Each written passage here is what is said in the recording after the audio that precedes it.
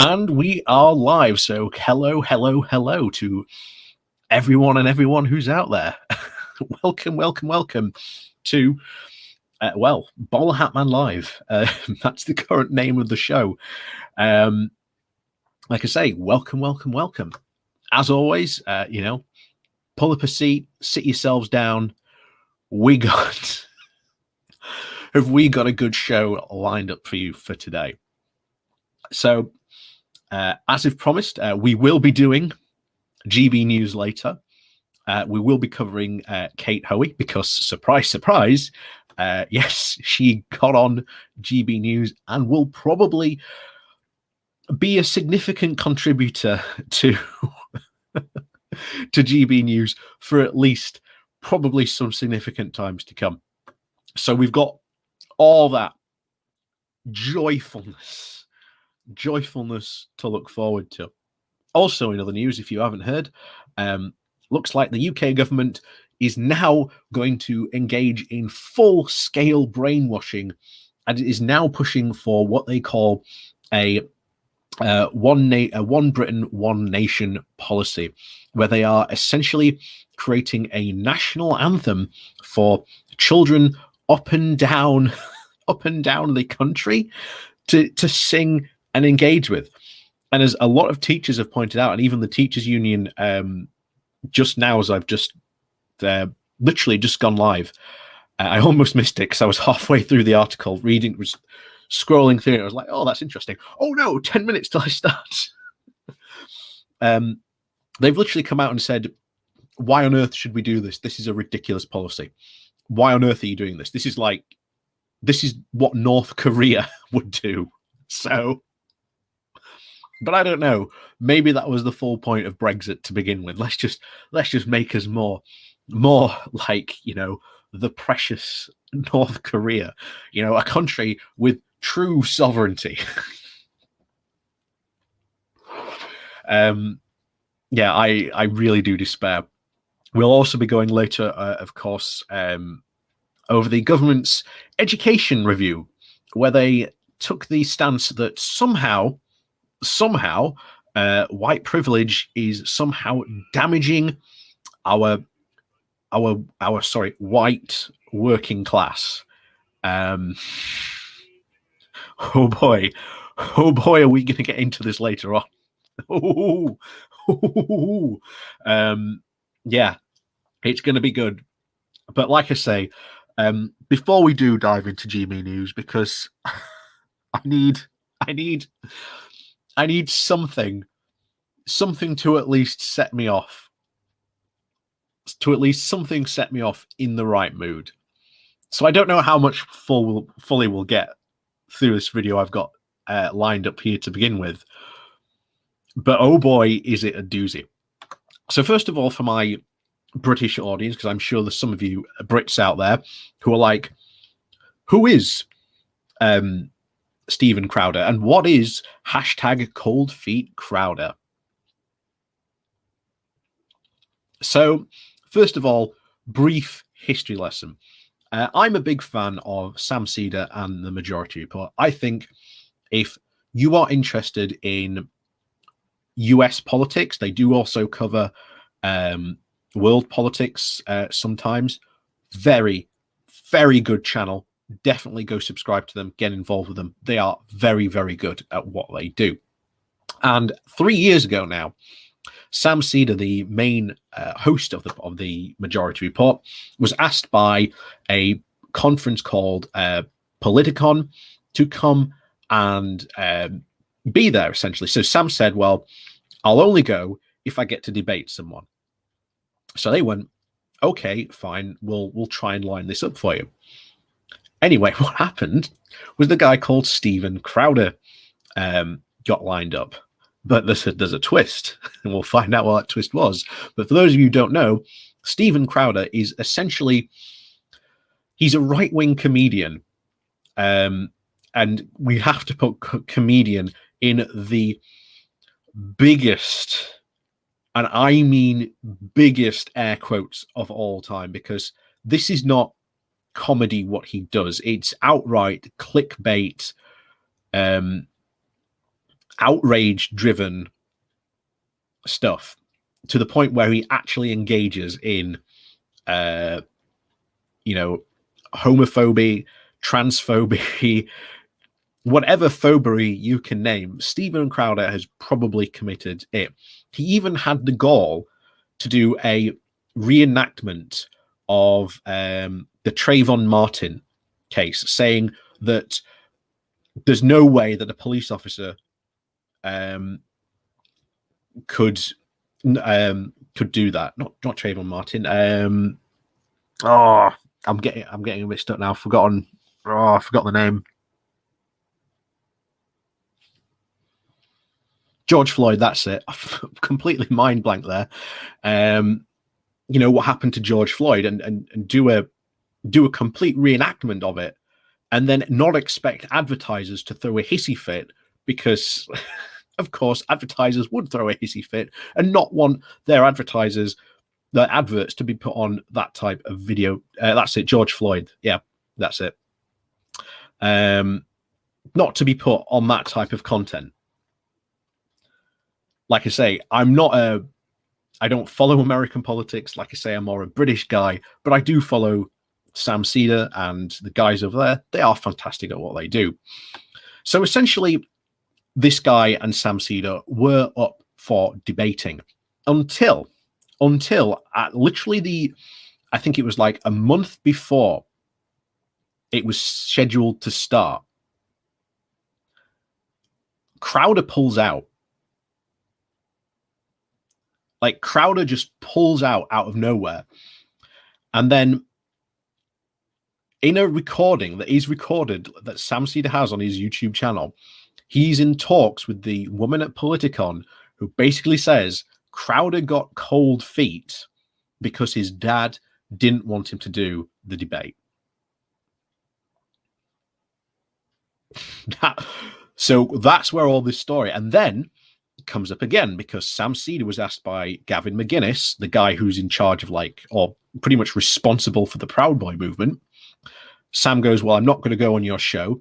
And then McGuinness goes, okay, what if I sweeten the deal? I'll give you some money. Sam's like, well, no, I'm still interested. And then he goes, well, what if I can get you to debate Steven Crowder?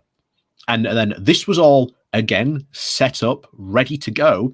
And then at the last minute, Crowder pulls out. So a debate that was scheduled to happen twice, Crowder pulls out and runs from. Fast forward 3 years now. And the guy you're seeing on the screen there, Ethan from H3H3, probably one of the biggest, most successful YouTube channels there are, starts having a bit of beef with Steven Crowder because Crowder, surprise, surprise, doesn't believe in mask wearing.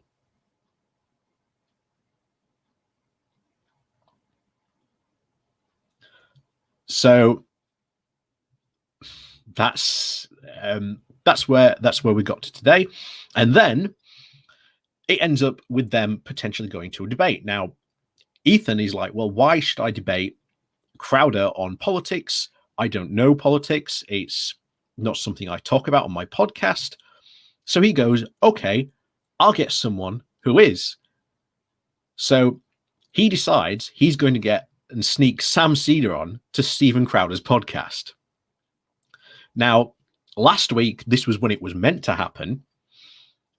Sam Seder ends his show early so that he can get onto Ethan's feed and then sneak into Crowder's podcast, only for at the very last minute, Steven Crowder to then say for his dad to say, oh, sorry, there's been a family emergency.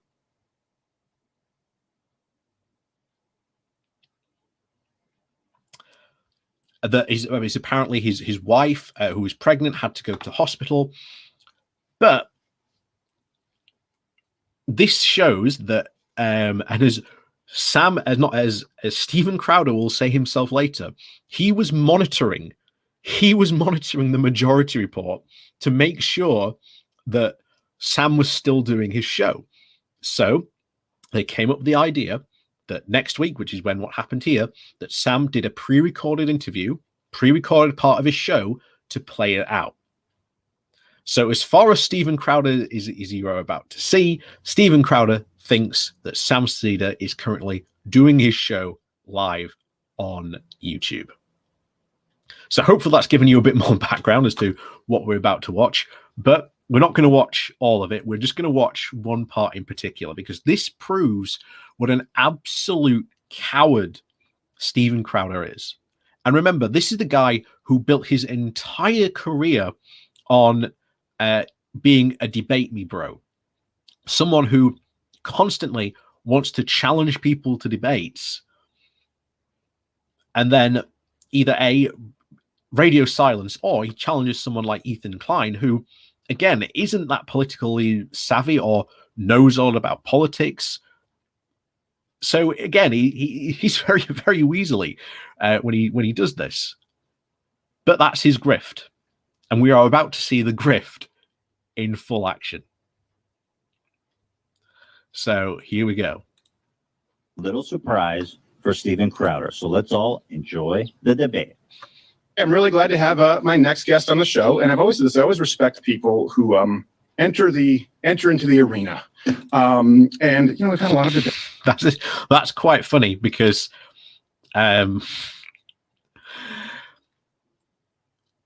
Steven Crowder here, this is Steven Crowder, by the way, on the screen at the moment, has been dodging entering the arena for the longest of times against Sam Seder.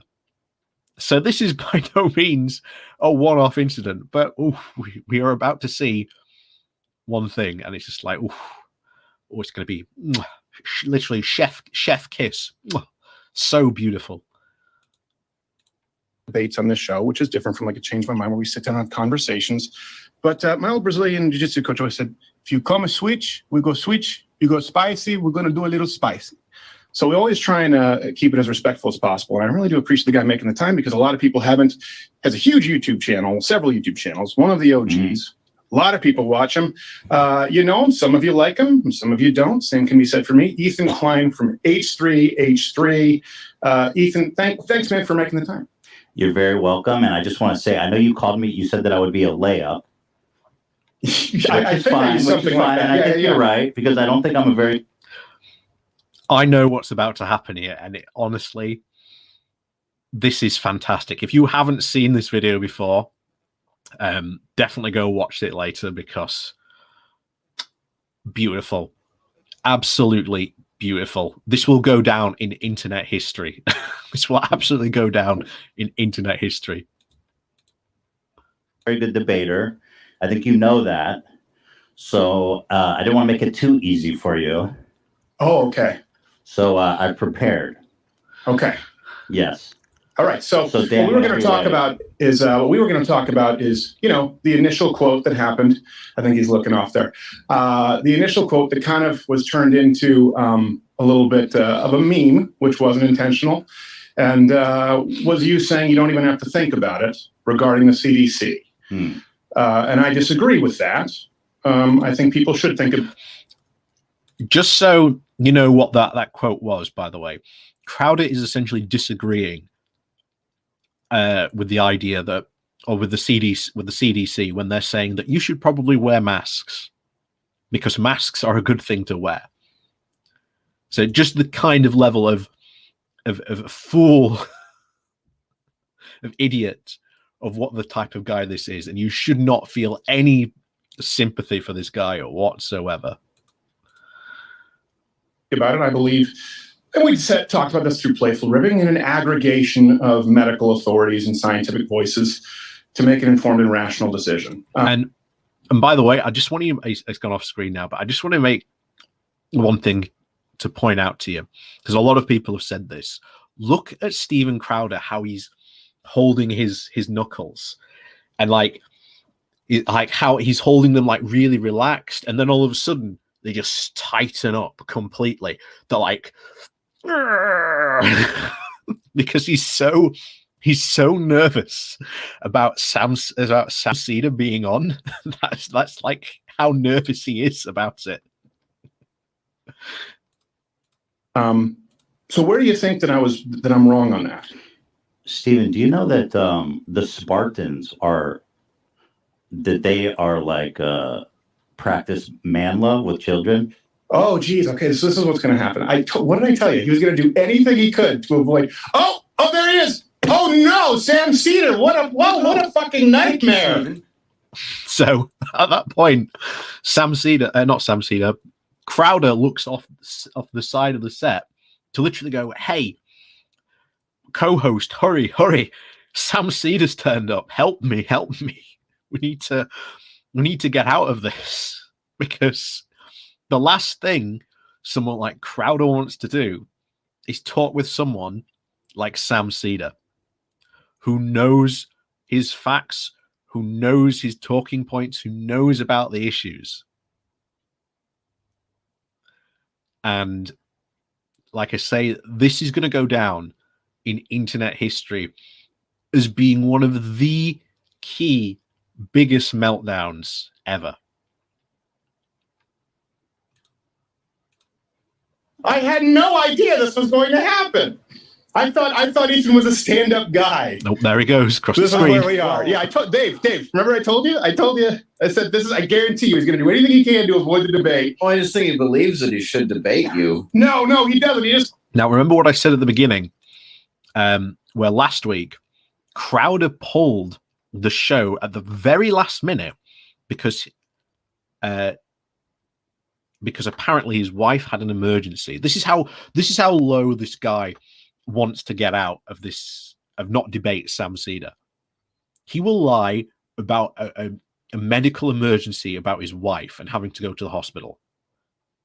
That's how much he did not want to do a debate with Sam Cedar, or at least last week, because he thought that this is what might happen.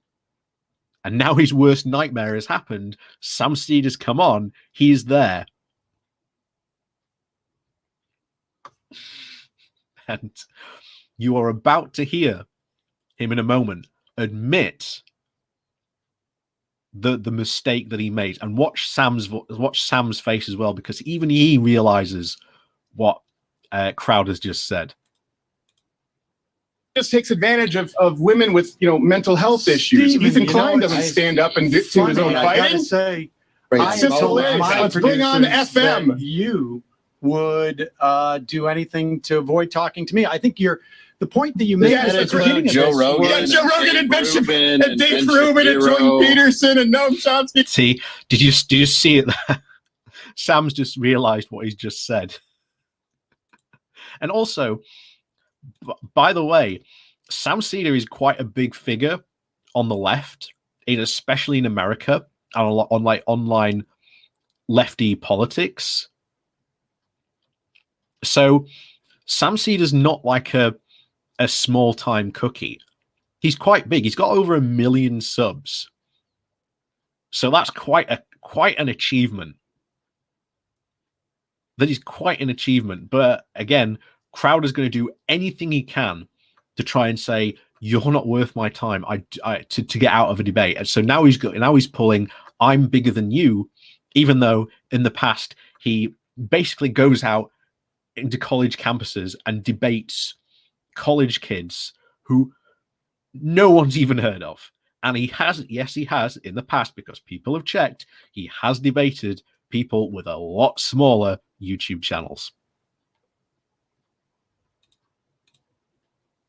And Sam Harris, everyone's been avoiding. And not just attempting Sam to get Cedar. your audience by jumping in. Well, I debated with Charlie Kirk. Stephen, I mean, it's Okay. about issues. Let's It's about talk about issues, those yeah. issues. That's I what think you're you have doing some here. valid Yeah. points. You're that so I think we clever. should I had no discuss. idea that you were taking your show off early last time, coming in today with your pig pen peanuts I on. wish everything. Did you hear what he just said there? He just said last week about taking his show off early. So he was monitoring the Majority Report last week to make sure that this didn't happen. That's how terrified he was of not wanting to debate Sam Cedar. And he has an opportunity now to do this. If I was in Crowder's position and someone did this to me, you've got two options really. You've either got to, I don't know, say there's some sort of technical difficulty, and then just, cut the call and just say, oh, sorry, we're having problems on our end. And then, you can get away with that way. The other way to do it would just be to go, oh, okay, you're here now. Let's have this debate. And he did neither. And quite frankly, this has shown how much of a coward Crowder is. Absolutely. And also, by the way, he later on engages in anti-Semitism against Sam. So what a classy guy Crowder is. What a classy guy. But I'll tell you what, if you want a follow-up to show how good Sam Seder is at debating and painfully, and I mean really painfully, destroying like one of these big right-wing commentators, or sorry, centrists, because Sam Seder, was it 2 years ago, debated Tim Pool, and he made Tim Pool look like an absolute fool. And Tim Pool, like much of the right wing since this has been out, has been in absolute meltdown cope mode. They have been desperate to try and show that, oh, this was nothing. This was nothing. This was no fuss, no harm. This was, this was a bad thing that Sam Seder did. Even Ben Shapiro on his own outlet, the Daily Wire, has released an article saying this is why people like him and Crowder and so forth should not engage with the Debate Me Bros. Yet it was the right who created the Debate Me Bros. They started all this. Only a couple of weeks ago, Crowder was publicly trying to challenge Ocasio-Cortez to a debate. And that's what these people tend to happen.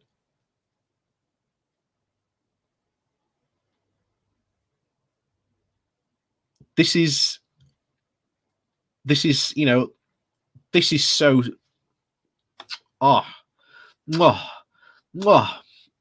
like, thank you so much to like H3 and H3. Like I say, I do recommend going to watch that video in full later on, because oh my word, oh my word, it is a absolute gift. It is an absolute gift. And one of the biggest upsets about this, I'd say, is that Michael Brooks wasn't here to see this. That's the biggest upset about this, because Michael Brooks would have, after this, been dying of laughter. He'd have been head back mode, crying with tears, laughing about this. And it's such a shame that unfortunately he's not here to see this. But you know how he would be reacting if you know anything about Michael Brooks or seen him, before on the Majority Report. He would have absolutely loved this.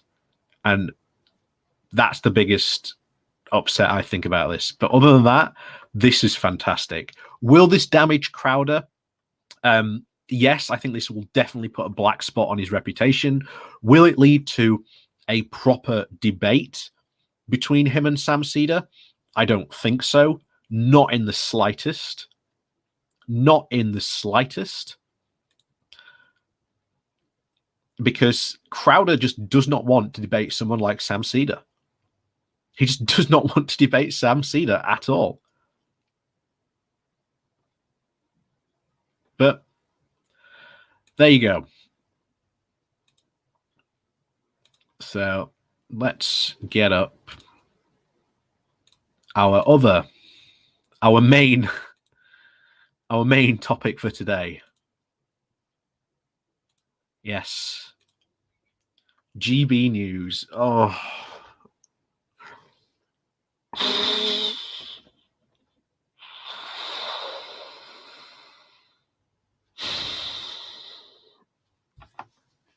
Are you ready for this? So it's official. It's here. GB News has been talked about on the right for at least a good 3 years. This has been in the work for at least 3 years, if not more, at this point. And it finally launched last week. It didn't have a very good start, and you'd think with the amount of money that had been poured into this new TV channel, you'd think that maybe at least they get their sound issues sorted out. Nope, it did not go that way. But we are here, and of course, as many of you are very well aware, we are rapidly coming up to the anniversary of the Brexit referendum. It's going to be 5 years soon. I think it's this Friday or this Saturday. I believe it is. But yeah, GB News. And to a lot of people who say, oh yeah,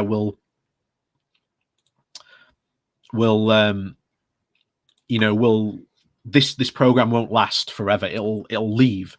It'll disappear. It'll fade into obscurity. No one in the UK will watch it. Unfortunately, people will.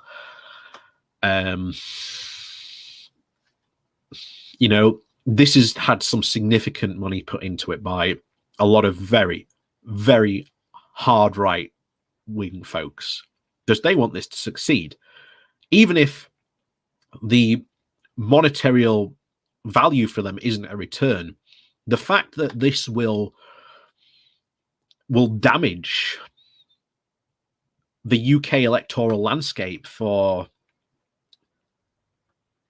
decades, years to come, because this is going to have a direct effect on our democracy. Let's not beat about the bush. This will, because you've only got to look at Fox News in America. That has damaged American democracy. There is no doubt in my mind, unfortunately, this is as well. And one of the things we on the left, we can't just pretend that GB News doesn't exist, that we can just ignore it and just hand wave it away. It's here. It's going to stay. Like I say, there's been enough money pumped into this for it to try and succeed. And even if it is not a monetary return to its investors, that's not what they're looking for. They are looking for a channel that can basically, politically, and directly influence UK democracy.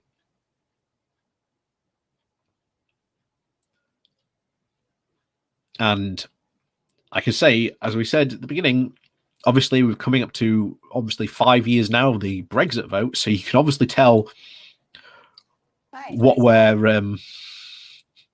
going to cover. Oh dear. Oh dear. Oh dear. Oh dear.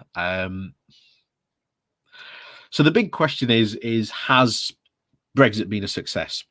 Ultimately, no. If you follow this, then no, Brexit has not been a success. But of course, a lot of the right wing, especially in the UK, are desperate in any way, shape, or form that they can to try and prove that Brexit is a success.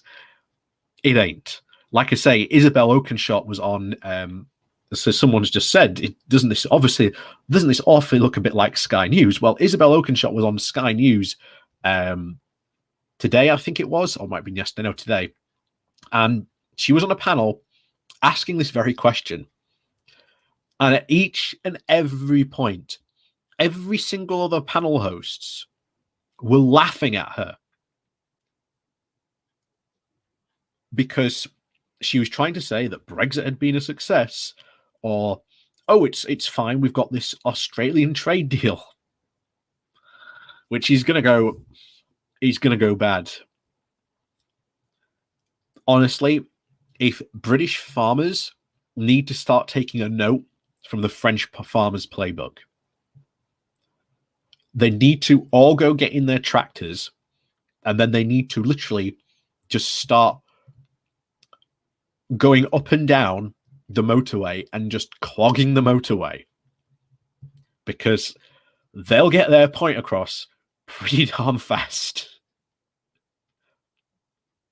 The other thing that the fishermen need to do, and I really wish they would fulfill this promise, I was hoping that they would do this. I knew it was an empty threat, but I live in hope, is that what one of these fishermen should do, get a load of fish in a dump truck or whatever, drive over to Nigel Farage's, and then just dump it on his driveway. That's what they should do. And just start looking for every single Brexiteer they can and just start dumping all these new wonderful Brexit fish on their driveway. They'll get the message very, very quickly. And like I say, I wish our farmers and fishermen were half as politically turned on, politically motivated, and politically savvy enough to take on the UK government, because things might be very different otherwise.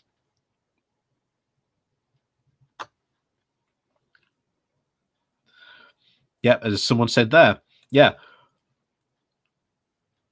German farmers have done it. The French farmers do it.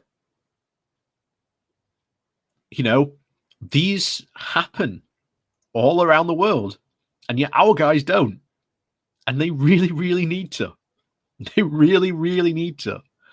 But yeah. So,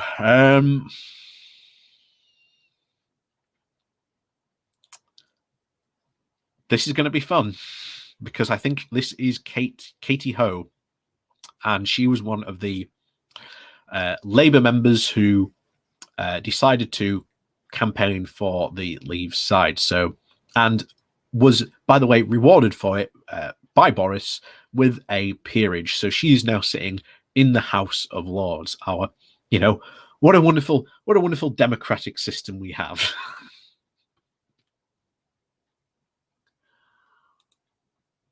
5 years since we went to the polls to vote in the Brexit referendum. And I am sorry, by the way, again, this is not my audio issue. This is their audio issue. I want to reframe that. This is a major new news channel who still cannot get their audio right. So I apologize for the bad audio that is about to happen. Like I say, this is not my fault. This is their fault. And why do I go on about it so much? I worked in TV. I know what's happening. The gain on their microphones is too high. I can hear it, and it's frustrating. It's frustrating. But anyway, we'll continue for this. But strap yourselves in, folks. Strap yourselves in. We're in for a fun time. That's right. Half a decade ago, the people of Britain voted to leave the European Union. A surprise to many, but maybe not so surprising in hindsight. We're joined now by Michael Heseltine. Lord Heseltine, former Deputy Prime Minister, thank you so much for hanging on for us. Here we are, 5 years after that. You can see Heseltine here.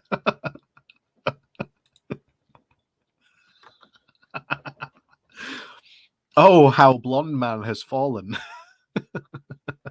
So, spitting image reference for you there. Oh, how blonde man has fallen. But yeah, he does not look a happy bunny indeed. He does not look a very happy bunny indeed at this. I can't blame him. I can't blame him. But at least Heseltine here, has not only the political but at least economic sense to say, hey, Brexit is a mistake. The reason we joined the EU in the first place was because of our vastly declining economic capability, which we are basically about to go through all over again. Doesn't matter that we've got this Australian trade deal. Doesn't matter that we're set to join the CPTPP. Or is that too many P's? too many P's in the Pacific. I'm just going to start calling it the Pacific Partnership.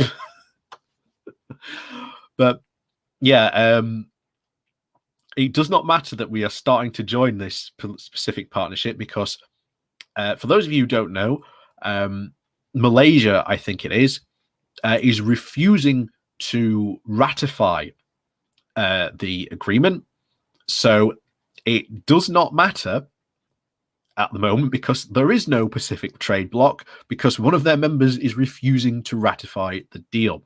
Not only that, it only takes one of those countries that is in there to say, no, we don't want the UK in it.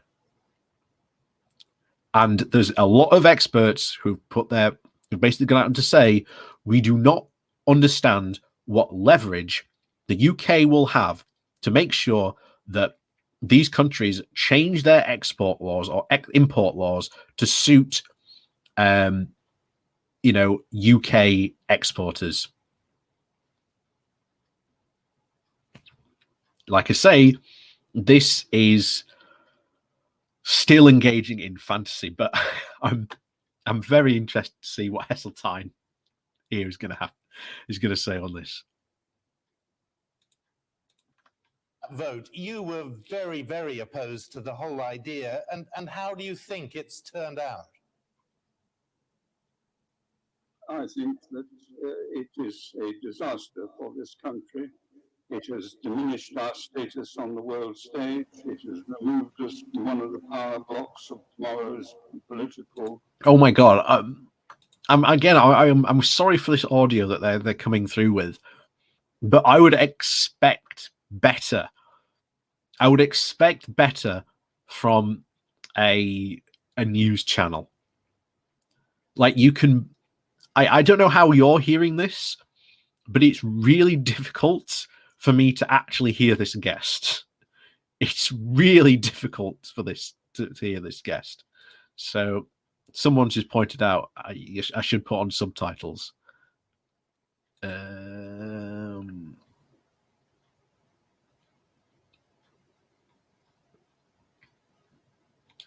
Don't think I can. I don't think they've set it up so that you can.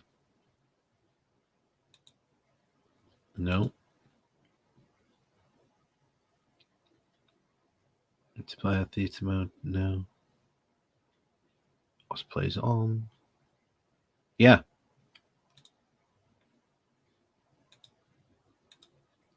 Yeah, they've even set up their YouTube channel. They've even set up their YouTube channel so you cannot turn on annotations. Like, I cannot put on subtitles from you as well. And yeah, someone else, yeah, audio loop. Eric pointing out here, audio loop as well.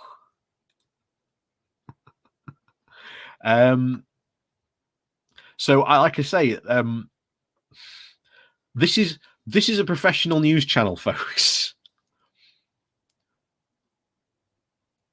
This is a professional news channel, folks.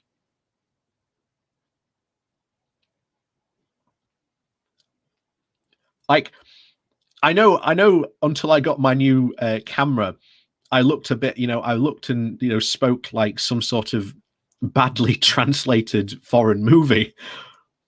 But at least my audio is sorted now. At least you can hear it.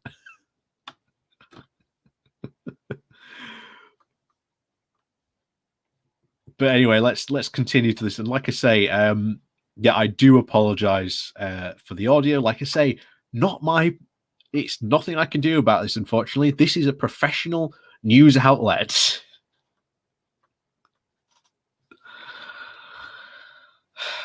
Apparently, the right hate experts so much they do not hire sound engineers.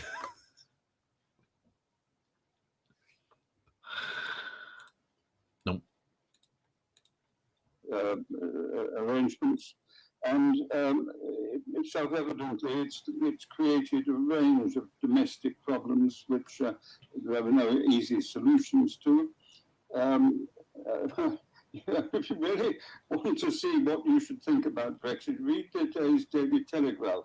I mean, here you have one of the newspapers probably did more to colour opinion in favour of leaving the European Union. And there was 3 major articles in the paper today. One saying that Liz Truss should go for quality and not quantity. Another saying that we haven't got any up and go spirit and what's happened to us. And another analysing what's public opinion has hardly changed. So the debate is just the same as it was. There were no upsides. What have we gained? Absolutely nothing. What have we lost? We've lost our position as a leading member of the European Union. I would counter. Yeah, I don't even have to pause what he said, but for those of you who might not have heard what he said, essentially it's damaged Britain's position. We've lost a lot of our what we deemed as soft power because Britain doesn't have any hard power more. That is like military assets. Soft power is like the diplomacy aspect of it. Britain has lost all that. It's lost its biggest, 27 closest allied trading nations. It is purposefully antagonizing them, making the situation worse. It has made the situation in Northern Ireland completely untenable, where we have unionists threatening violence on the streets and against border checkpoints. Unionists, not. Yes, so yeah, I just had to make sure I've got my terminology right then. But yeah, everything Heseltine has just said there was completely right. And yeah, you are right there. The Hindenburg crash reporting on that was far better sound than what you are hearing here. But again, professional news network. Professional news network. To that, if you don't mind, and because very often Britain was a sort of antagonistic voice at the table, and smaller countries did rely on us to protect them, I think, from some of the things that the EU wanted to put in place. But you what? Wait, what? What smaller countries? What smaller countries were begging us to stop the evil EU? I cannot think of another country that was begging us to protect them. Because once again, this woman in green does not know how the EU works. Every single member state has a veto. If they do not want it, they can veto it. They can even, if they choose to, not to put it forward in Parliament.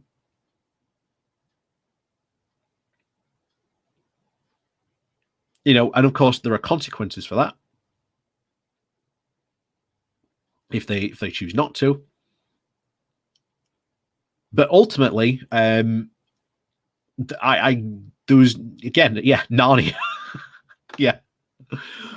So it was Narnia and their infamous ambassador to in there, the leader of the of the Narnian European MEPs, Mr. Tomless, fighting vigorously for the rights of Narnia. in the EU Parliament, and Mr. Tomlis was begging Nigel Farage to remain, to keep his seat, for Europe for the UK to remain in the EU, or else the evil EU will side with the Ice Queen, and then she will take over all of Narnia and rule with an iron fist. And poor Mr. Beaver and his dam will not be able to survive the EU construction regulations.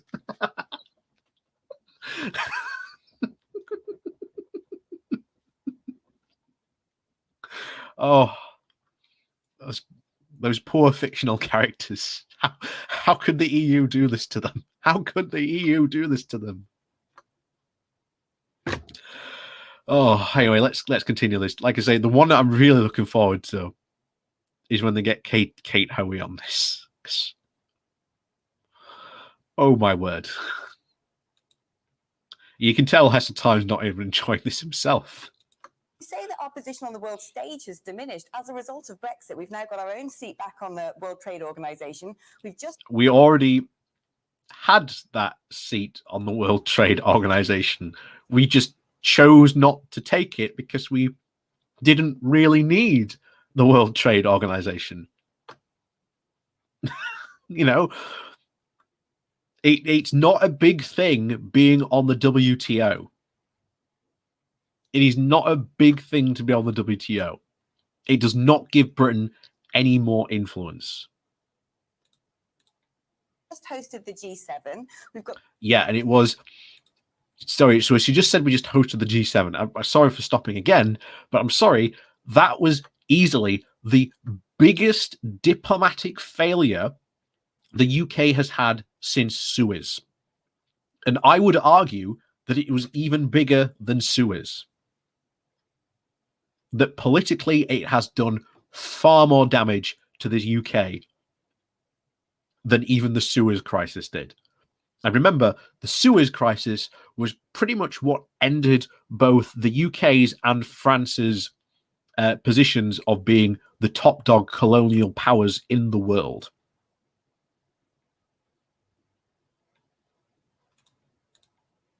the climate conference taking place in the UK. Equally, you're saying about the up and go spirit. We can now fund and organise innovation and research without onerous EU regulations. There are some positive. What regulations? What regulations? There was nothing stopping us funding research now. There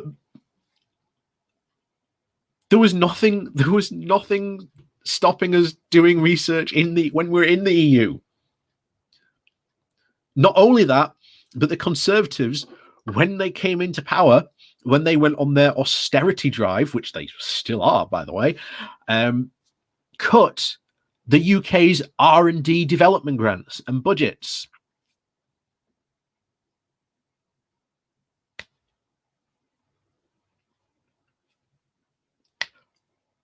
Are you going to mention that?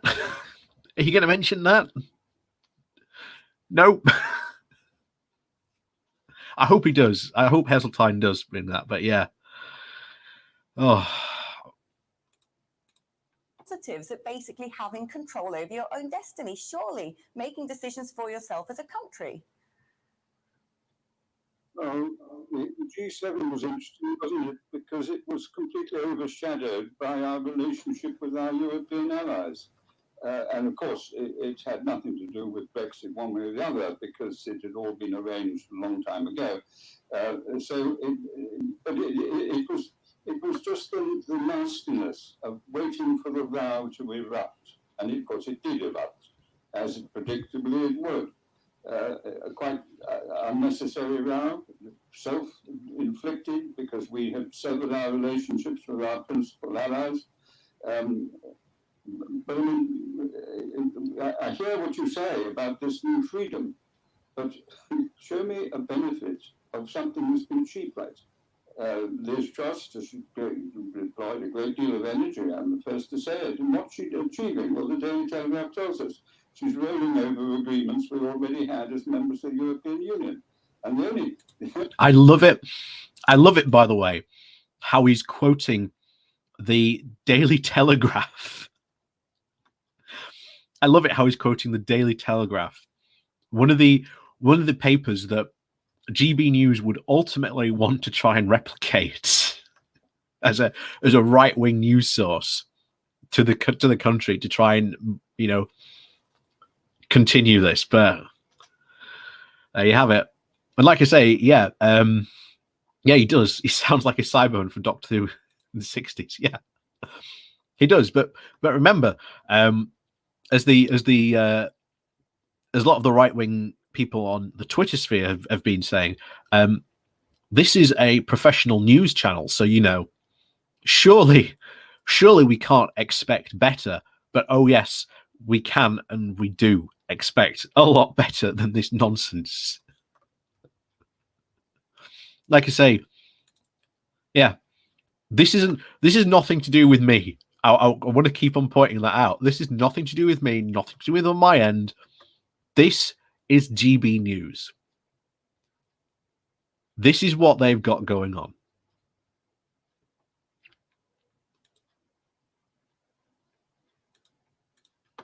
The only real one that stands out as a possible free trade agreement that is new is Australia.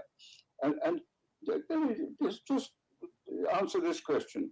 Why do you think it's got a 15-year implementation period? There's only one answer to that. It's because it's so damaging to British agriculture that the government can't bring it in any faster. But people would argue, wouldn't they, Lord Heseltine, that things like the Common Agricultural Policy has been very damaging to British agriculture. How? The Common Agriculture Policy has done nothing but benefit British agriculture. It has increased our food standards. It has allowed small farmers to compete against big continental farmers on the continent. You know, again, this is so dumb. This is just talking point. Oh, the Common Agricultural Policy. That's a thing that people hate, but actually know nothing about.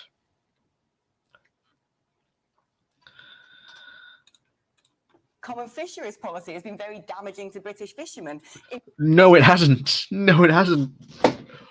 The fact that we are not in the Common Fisheries Policy at the moment is damaging UK fishing to a point where they don't even bother going to catch non-domestic catches, leading to some fishermen literally going out once a week. It has stopped some of the big, well, one of the last big trawlers in Hull from operating, because there's no point in operating, because they catch so much fish that it would overload the domestic market. And because they cannot sell to the foreign markets anymore, what's the point of fishing?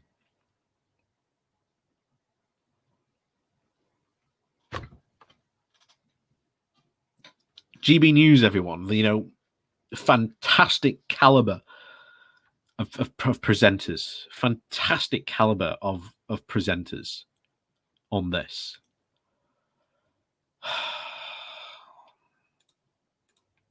In fact, when it came to a lot of the things that the EU put in their trade deals, we didn't talk about them in newspapers. We didn't discuss the impact on Britain. We didn't discuss the downward push pressure on things like salaries of people in blue-collar jobs because of inward migration. There have been a lot of that. Nope. Nope. Nope. Nope. Nope. Nope. If I was in Heseltine's position, I would immediately ask, can you provide me with facts on that? Because that doesn't exist. Blue-collar jobs, one of the big reasons that blue-collar jobs lost a lot of their their value and their wage was because of the 2008 market crash. And they have only started recently to be able to go back to the pre-2008 levels. While Europe, in the meantime, was already back into normal levels and their wages were set to go higher. But of course, pandemic kicked in.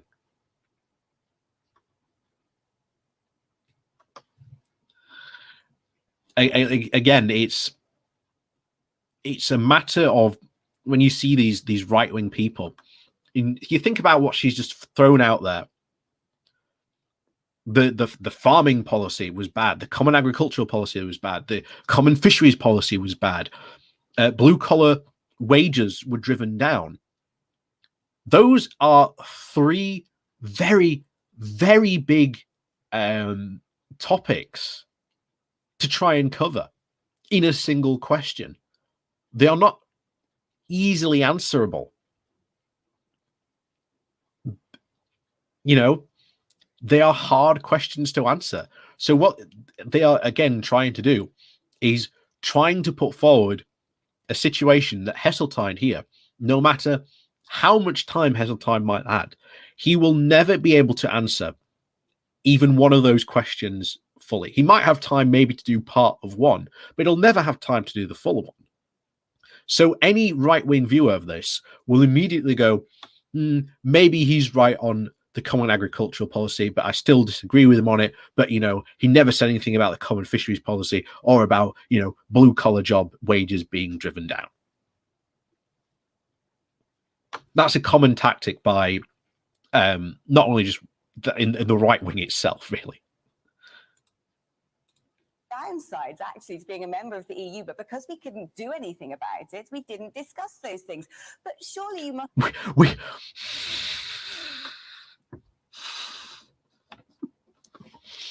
That's the other thing she just said. We didn't discuss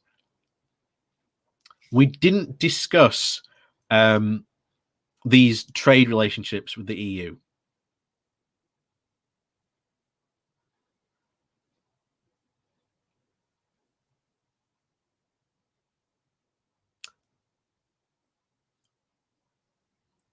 I'd like to point out we've been a member of the European Union in some way, shape, or form for the past 40 years, and the right wing have never, ever, ever stopped talking about the numerous numbers of regulations that the EU have, quote, forced upon us.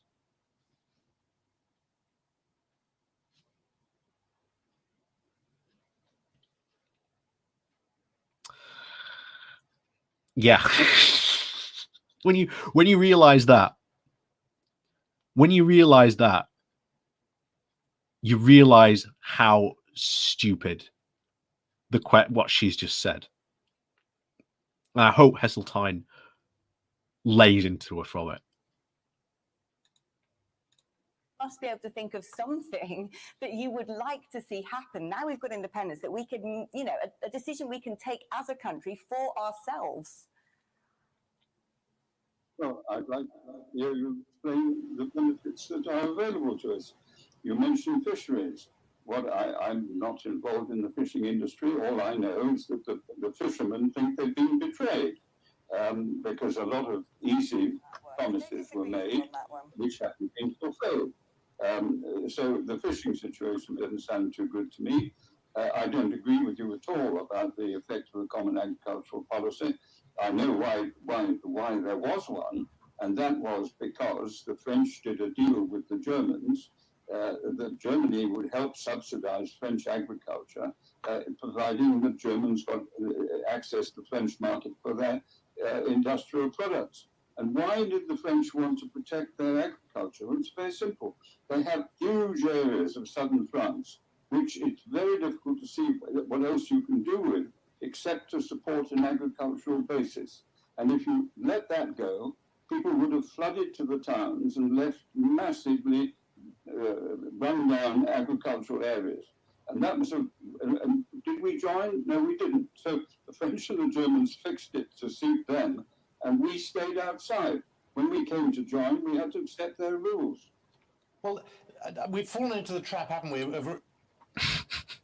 Yeah. Yeah, he's 100% right there again. Like I say, this is it. I'm not even having to really pause or comment or say anything about it, except I completely agree with Heseltine there, because when he was an MP, all the stuff he was saying was going on, and he was advocating for we need to join the European Economic Area, the EEC as it was at the time. Of refighting the whole joining argument. I mean, yesterday talks began to join the CPTPP. That's a £9 trillion potential deal. And if you were minded to accept that we are now a Brexit country and that is our future, do you accept that we are now dealing with it and getting on and putting the deals in place that mean that this could actually work for us? Is that anything that close to something you might accept? No, again, like I say, the Pacific Partnership deal that he was talking about there is absolutely not going to even come close to the losses of us leaving the EU. It does not even come close. And as we said earlier on, what leverage does the UK have to make all these other countries somehow allow to change their import laws to suit British exporters? What leverage does it have? There's none.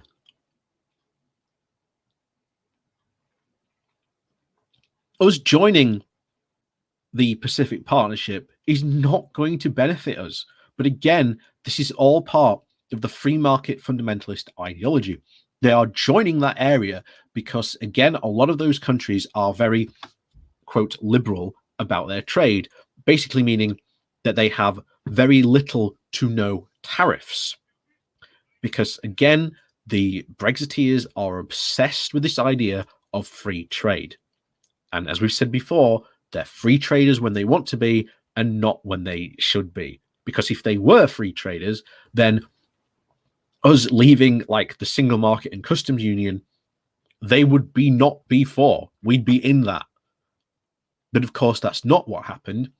Again, there was a hard right coup when Theresa May was in charge that basically booted her out, put Boris Johnson in, and has now forced through the hardest possible Brexit.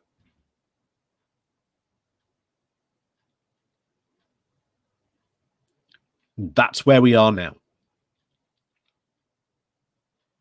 So let's see what Heseltine has to say. No, it isn't, because all of these deals have to be set against the damage that's been done by the adverse effects on our trade with our principal market. I mean, whenever you see these deals being announced, whether it's Australia or Japan, whatever it is, figures are given, tiny little figures. Yeah, they are tiny. Like I say, to you and I, they'd be a lot. They'd be a lot of money if it was like you and I. But when you're talking countries, these are tiny figures. The Australian deal is 0.02%. That is nothing. That is absolutely nothing when it comes to talking about international world trade. Absolutely nothing. It's absolutely insane. But there you are. Said to be the potential benefit to the British market. What they should constantly do is to report how much loss of trade we are going to suffer because we've left or severed our relationship with our European market. So You've always been a glass half But full look- sort of person. what? What? What? He just said, he just asked him, have you always been a glass half full type of person? That's not optimism. Optimism and belief does not affect world trade. If you believe in like, if you believe in British trade, it doesn't automatically make it go up. That's not how any of this works. It's not how any of this works.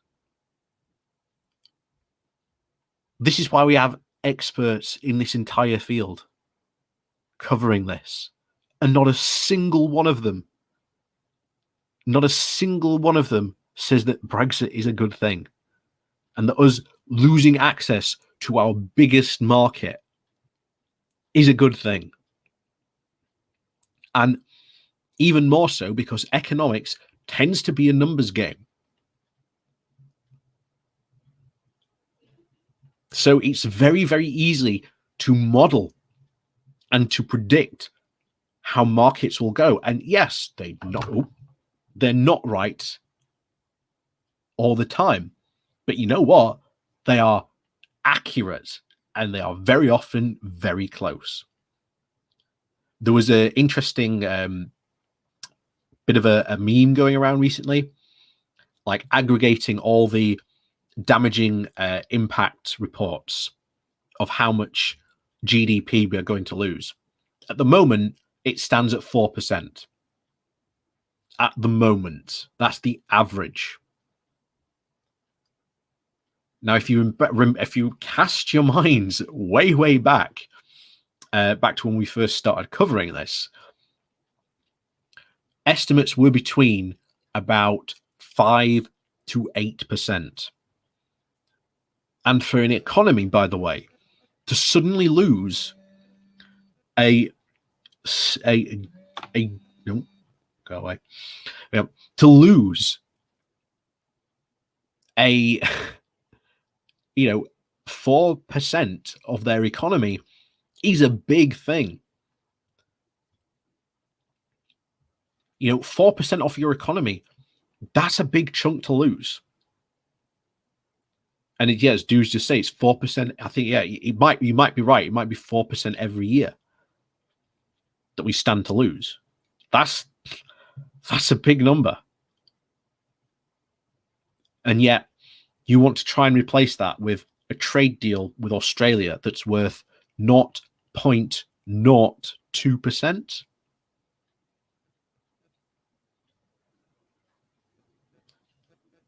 The numbers just don't add up. And I will say this now. At the moment, in the Conservative Party, there is a war between the two big ideas of global Britain and levelling up. I very much think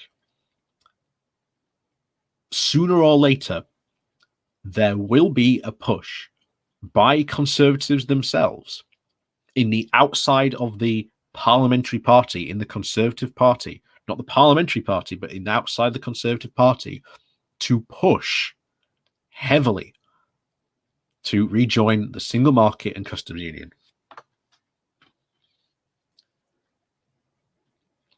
I think that is where we are going to see that there is a true shift, because again, businesses overall were the key factor for us joining the beginnings of the EU in the first place.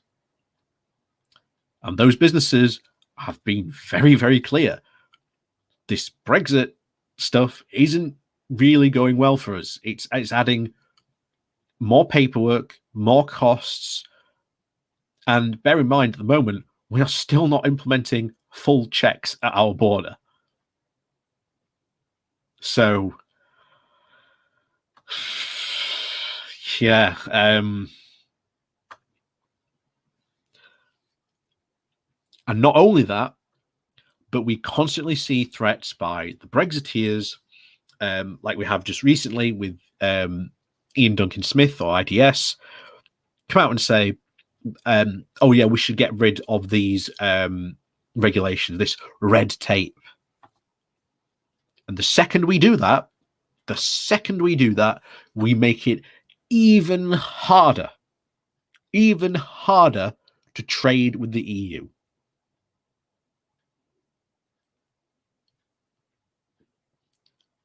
But you try telling that to Brexit supporters or even Brexiteers like these two guys on the sofa, they don't want to listen. They just told Heseltine that, oh, you're a glass half empty person, aren't you? What does that even mean in this context? Pointless nonsense.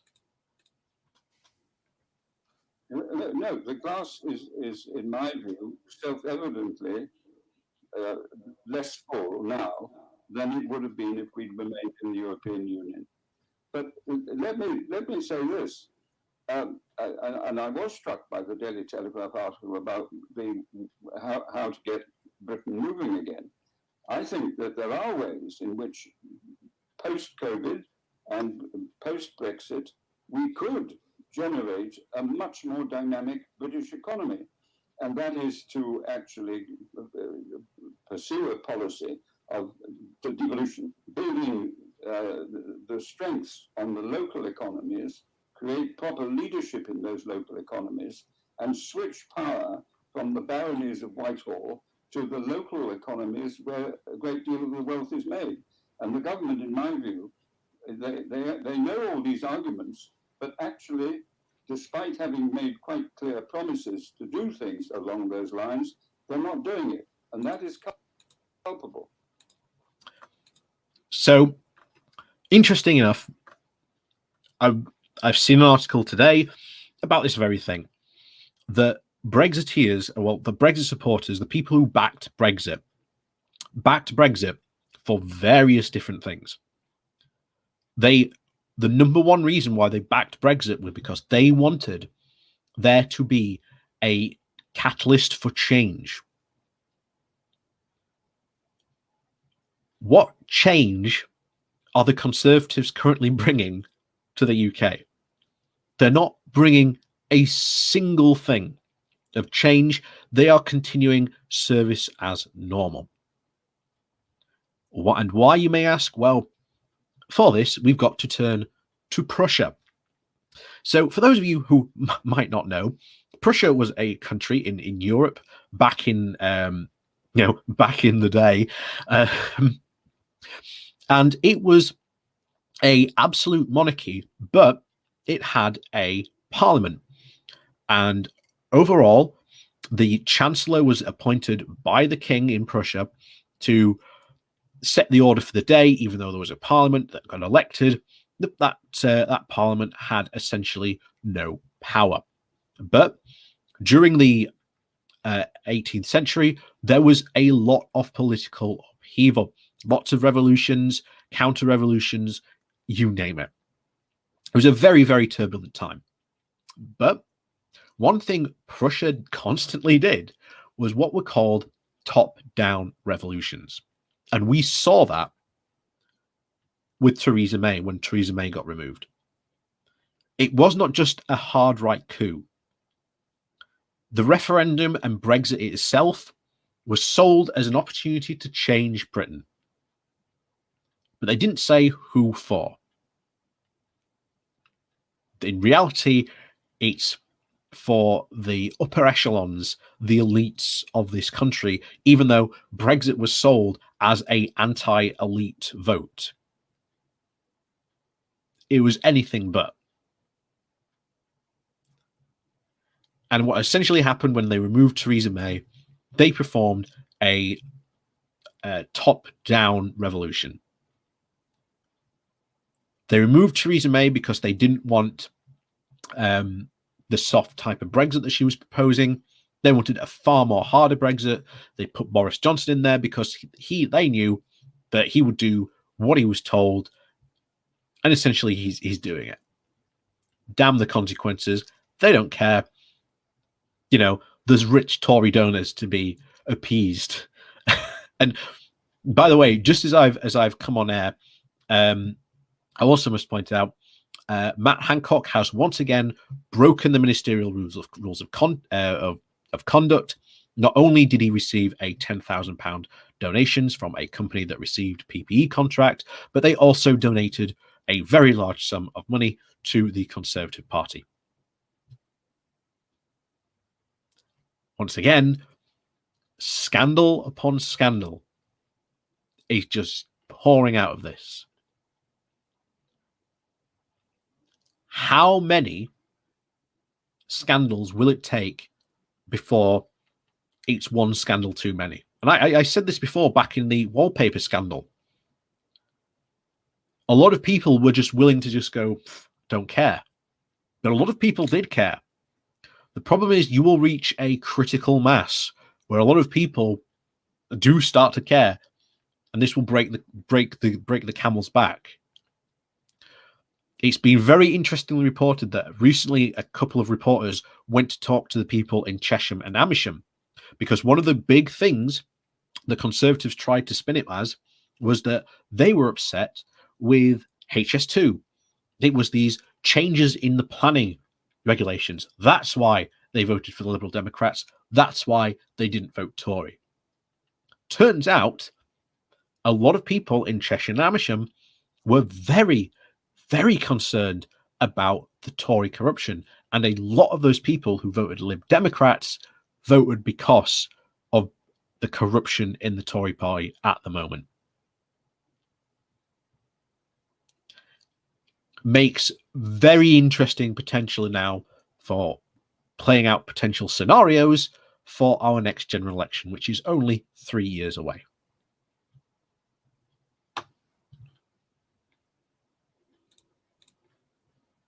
Well, Lord Heseltine, I want to say thank you so much for coming on. It's always good to actually discuss these things, and you're a man of great stature, and it's been an honour to be able to talk about Brexit with you on Independence Day. Happy Brexit.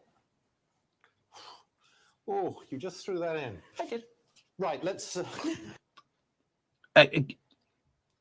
Why is she so pleased with that? I don't understand why she's like so pleased with that. As if she just got like a massive gotcha on him.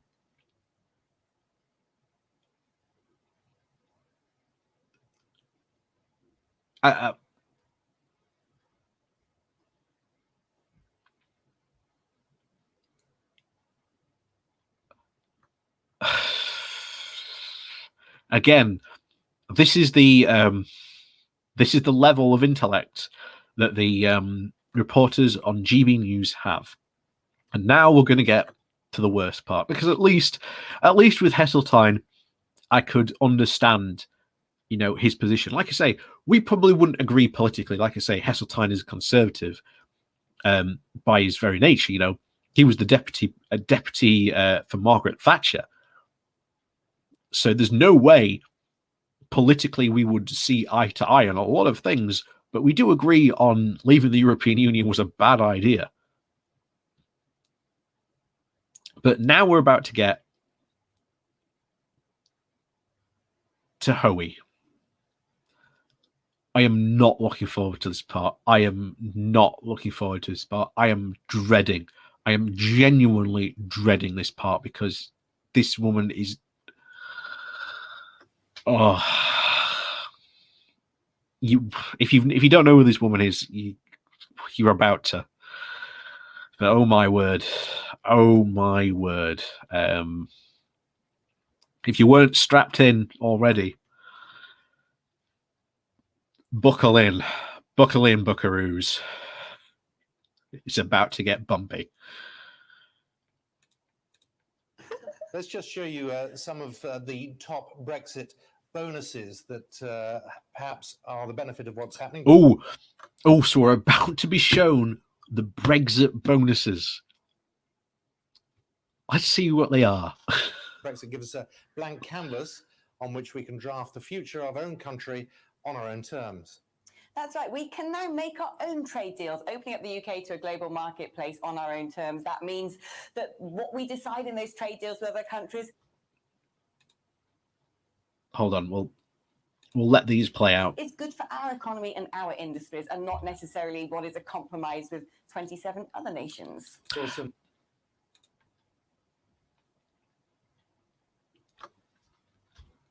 So, trade deals are two-way streets. Ultimately, a trade deal is not just going to be beneficial to you. The other side has a very vested interest in a trade deal being good for them. Trade deals are very, very hard to get out of once you have signed them. If you're a Brexiteer or a Brexit supporter and you're watching this and you think that that's not the case, then if you think you've been upset about the past couple of years about Brexit not happening or how Brexit's been going, well, wait until we try and alter or even try and get out of one of these bad trade deals. Not only that, our parliament does not have any say or can veto or even discuss potential trade deals that are being put forward by this government, and potentially leads to a constitutional situation. Because it is in our unwritten constitution that no parliament can bind the hands of a future parliament. Will this apply to trade deals? We don't know.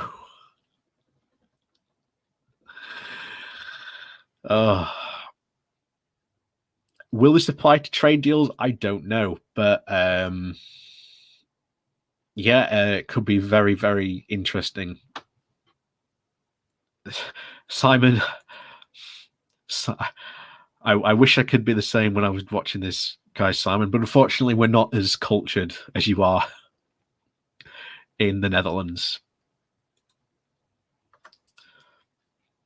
So, being able to make our own trade deals, so what? We could go to the EU and make a very, very good trade deals. We had a lot of very good trade deals when we're in the EU. So far, this one with Australia is not looking good. The Japan agreement favors Japan overwhelmingly far more, by about 87%, something like that, and only favors us by about 17%. I wouldn't call that a good deal. Like I say, it's so funny. Earlier on you said, oh, we never talked about trade. We never talked about trade before. Again, me saying, well, no, you talked about trade all the time. All the time. It just now, we are really, really going to start talking about trade, because this is the first time in a long time that our parliament has even had to think and talking about trade itself. And not only that, this is on the British public's mind for the first time in a long time, and they aren't going to like it, because this is going to show just how much power and influence we really have. And it is going to upset a lot of people, a whole lot of people.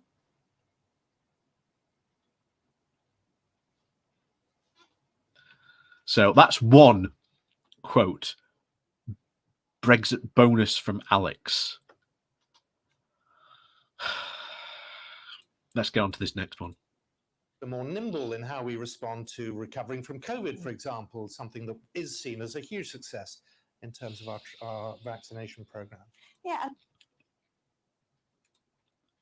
As Heseltine said there, not Heseltine, as it was said earlier before, this is being tried to solve. Our vaccine success is being tried to be sold as a Brexit benefit. We could have done exactly this inside the EU. There was nothing stopping us. Germany has pursued its own vaccination policy, as has the Netherlands, as has Belgium, Denmark. I think pretty much every other country has pursued their own individual vaccination strategy. In fact, I think it was last week, or it might be this week, Germany is now set to overtake the UK as being the most vaccinated population in Europe.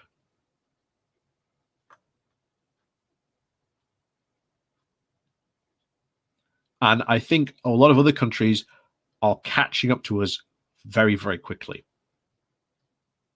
But we risk a huge problem because Johnson has no clue about how to handle ending lockdown sensibly, or even having a proper roadmap out of this nonsense.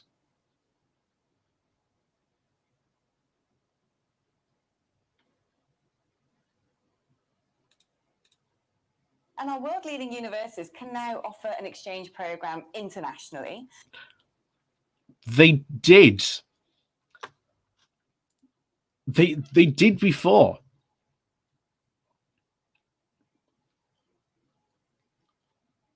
There were international students when I was at university.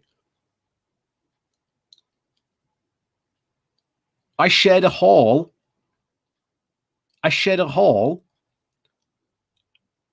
with my first year. There was a guy from the US in the second year and third year in our student digs.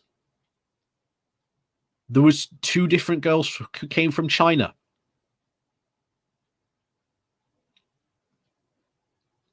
This is not a benefit. This is something that has been going on since before. This is not a benefit.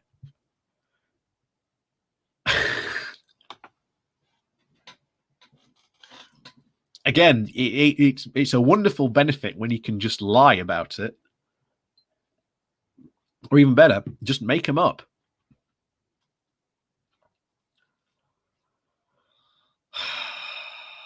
Yeah.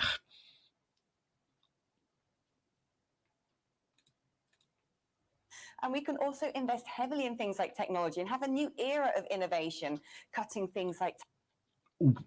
We wanted to invest heavily in technology, but the Conservatives cut the UK's research budget for that type of thing, meaning that we had to rely even more on on EU grants to help develop technology and research.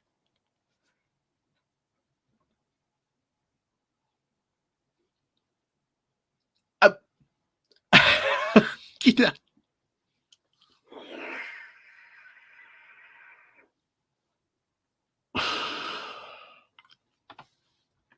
These aren't Brexit bonuses. The first one about making trade deals certainly isn't true. Being able to be more nimble and respond to COVID was not true. World-leading universities was not true, because I know that went on back in my day when I was at university.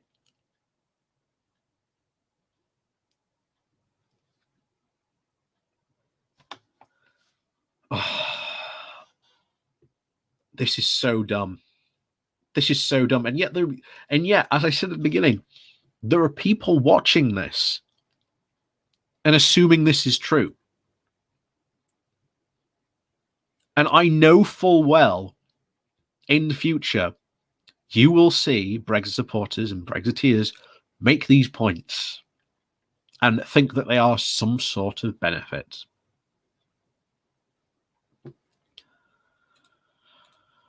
Taxation for companies who want to invest in robotics and build big technology parks.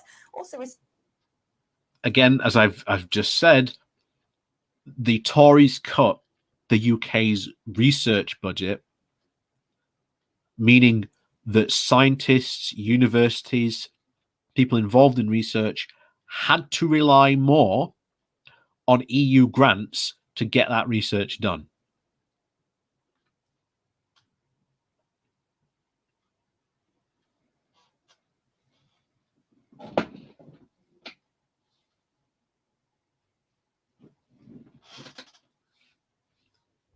Unbelievable. Unbelievable when you can just lie. Oh.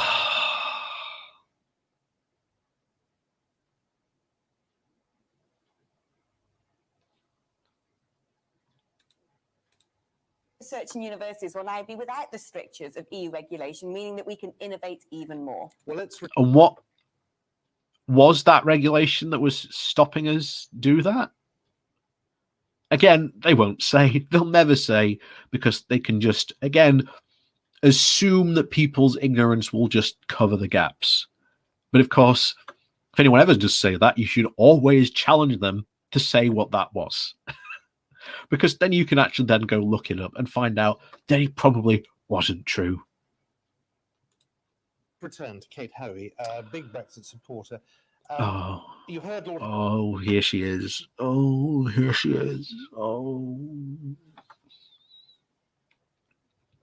Heseltine there expressing a view that. Oh, well, at least she's on the set. At least she's on the set, so it won't be as bad sound for it. You know, we have lost an awful lot by leaving the EU, and that's going to be very tough to recover from. I just don't see it like Lord Heseltine. I mean, he's been saying that we would do that, and he's been saying it for the last sort of 6 or 7 years.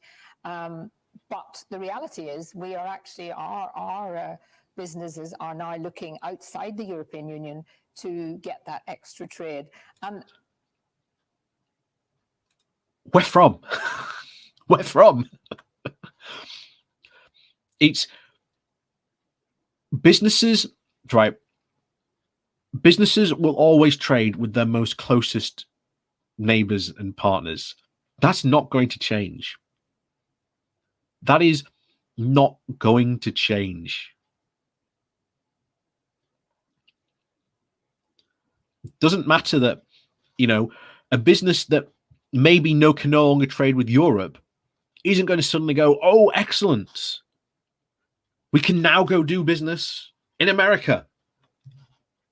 It's not that simple, and it's not that easy, because there are other costs, transport costs, logistical costs, paperwork costs. Not that easy. And again, she will not provide any examples of businesses doing that. Nope.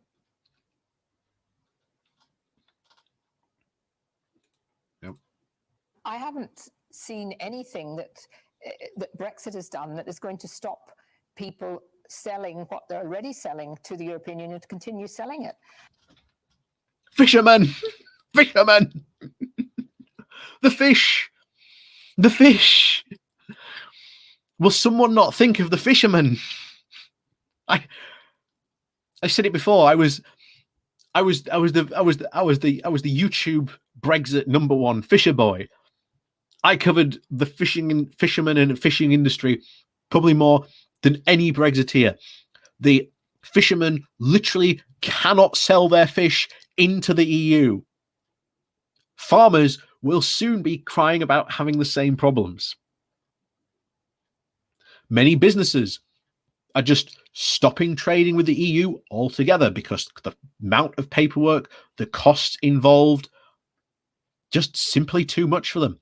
So we're not going to bother trading with them anymore.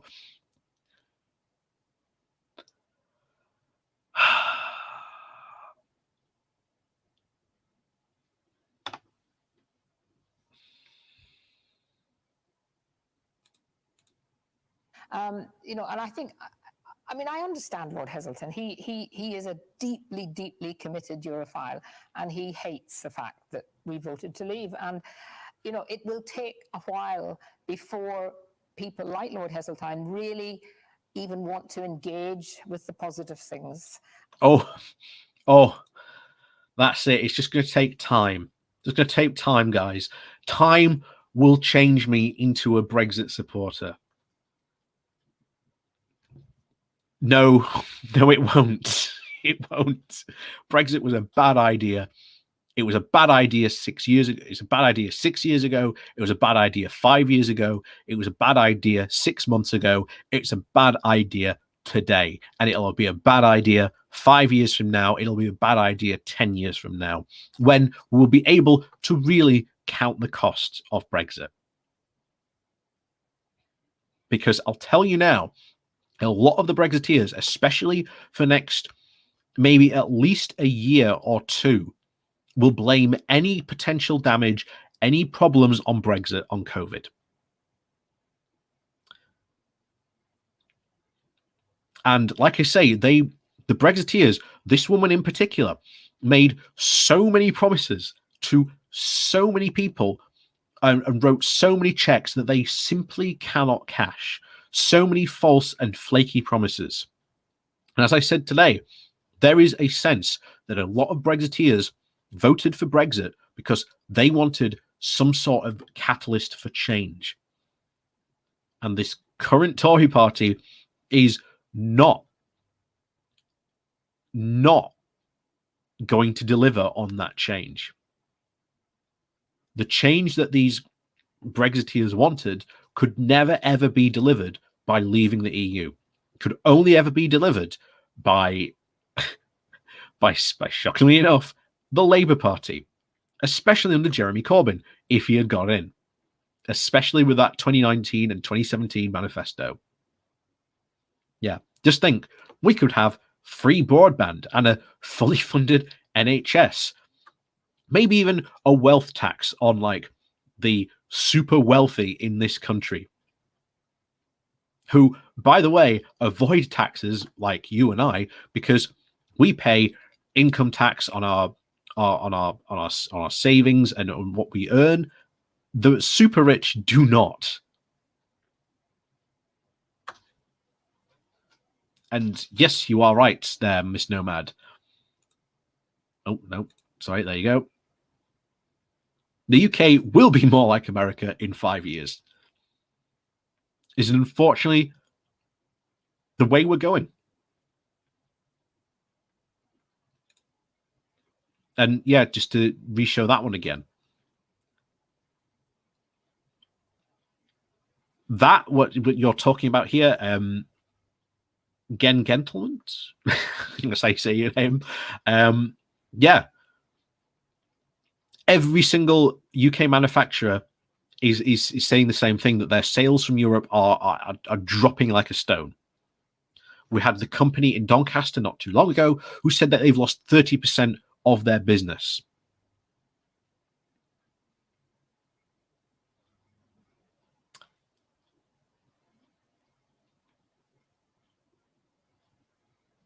This is just going to be, it's not going to be good. It's not going to be good. I've said it before, we've got very tough times ahead. And if you think that Boris Johnson and this current crop of Conservatives are in any way going to actually try and improve the situation in the UK, you can think again. For a perfect example, just look at that education review they released recently. It was an absolute shambles. Instead of looking at themselves and realizing that they were the ones who cut the education budget, and literally cuts so systematic and targeted at children, they could almost be, they were outright cruel, an unusual punishment directly at the children of the UK, especially disadvantaged backgrounds. And yet, apparently, that wasn't their problem. That wasn't their fault. No, it was this, it was teachers teaching this evil notion of white privilege. I know teachers, I asked them that if a parent came to them and said, would you stop teaching my child about white privilege? They would laugh. I know I've asked two teachers that I know about that. They both said they would turn around and laugh.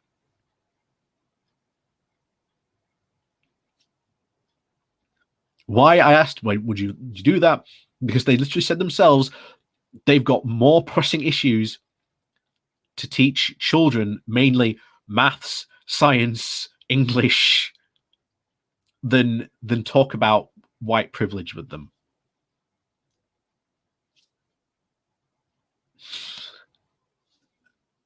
You know, this is, and as I said before, culture war nonsense will be the next big smokescreen they want to deploy, because they can't blame the EU anymore because we've left it, although they will try. So they've got to find something else to blame, to pass the buck on to.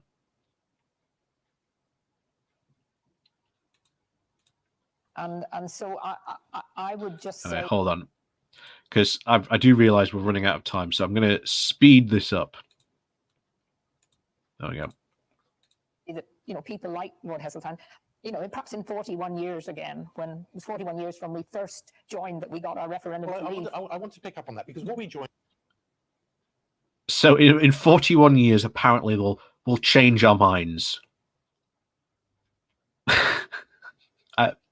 I don't think that's going away anytime fast, given when you look at recent polls about lots of people's still strong feelings about, you know, that Brexit was a mistake. And the more time passes and the more time that shows to be true, the more time people will come over to our side. Because in the immortal words of Ian Hislop, just because you lose an election or a referendum, you are still allowed to go on making that argument.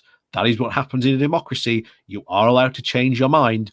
The referendum of 2016 is not set in stone. Was a trading bloc. And a lot of people who voted leave, it wasn't about trade. It was about where it was going as a political organization, that there was talk of a European army, that there was talk of many things that people felt uncomfortable with, nothing to do with trade. That was. And a lot of that was made up by the Brexiteers, made up by Katie Ho. There was never a European army. It's never been on the table. It's the byproduct, if you like, of something else. And yes, of course, trade has suffered. It has suffered. Nobody can deny that. But in the long run, the hope is that we'll get over that. And of course, and we won't. We simply won't. Trade gravity is a thing. Trade flow is a thing, and it is an observable thing. Brexiteers have not somehow explained how we are going to escape the gravity of our closest trading partners and somehow manage to disrupt the trade flow of the world so that it starts coming to us.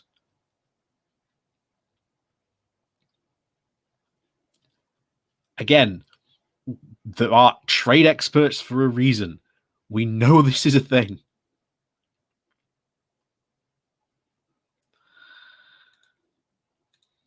the European Union sort of project from the very beginning of the common market, while it wasn't made very sort of noisy and loud, was really all about moving towards a closer federal type of Europe. And that's what was gradually happening. And yes. And why was that bad? Why was that bad? If the EU suddenly joins together tomorrow to become like a single country, it officially becomes a superpower. It can then properly compete against the likes of China and the US. Not only that, the idea of these closer unions allowed these countries to closer to work together to achieve more power and a common goal than they could on their own on the world stage. Again, this woman's an idiot. And one day, you know what? If we ever rejoin and she's dead, I will go and dance on her grave. You can clip that all you want, my friends, because this woman is an idiot. She lied to the British people. She lied to the British public. She made up lies to, again, leave this. She's lying now. She lied about Northern Ireland being fine and that it wouldn't be an issue. She's one of the Brexiteers who keeps on continuously saying that Ireland should also vote to leave the EU as well. She's an absolute idiot. She's an absolute idiot on a monumental scale.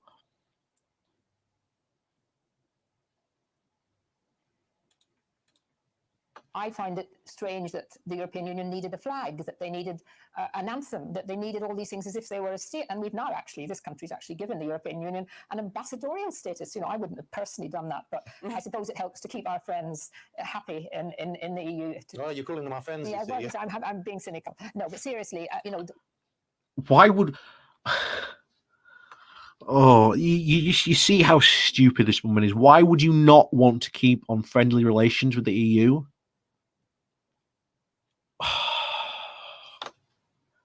I'm just blown away. But there you go. This is the nonsense that is infecting our country at the moment. This is our nonsense.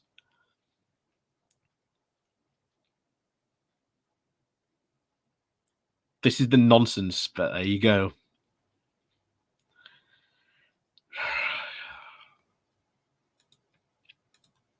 That people saw that more and more it was changing our relationship. And I'll tell you another thing that I think will happen now. Our civil service. Oh, predictions from Katie Ho. Oh, look forward to this prediction, my friends. Who are renowned all over the world, have for many years become more and more reliant on Brussels. Everything had to be checked with Brussels. You know, that was the excuse that was made for all sorts of things. Oh, Brussels, we can't do it. They can't do it. So, one of the sacred things in UK politics is that we do not politicize the civil service. She has just politicized the civil service.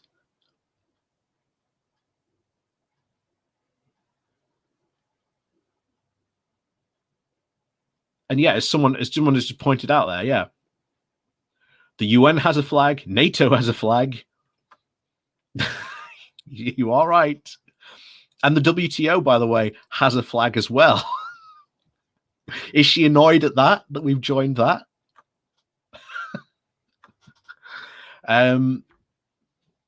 Yeah, this is just so stupid. And it's even difficult to think. It's really difficult to think of a comeback to that because it's so stupid to think about as a concept. But this is the nonsense that I keep on saying. This is the nonsense that has infected our country. That anymore. You know, there is now going to be much more genuine accountability, and our civil service is going to have to. We had accountability. We had accountability. The civil service were very independent. Is she going to name any examples, by the way, where the civil service was stopped from doing anything? Because once again, they weren't. They weren't at all. Realize that they're on their own feet now. They have to. Yes, we want to cooperate with all countries in the world, not just countries in the former EU that we were in. But that is going to change the whole. I think the whole is it like a catalyst in the country to recognizing we can do things. You know, we don't need 27 other countries to tell us and to get. We could already do things. It's just when we were with those other 27 countries, we could do them better, and we could probably do them with a bit more oomph.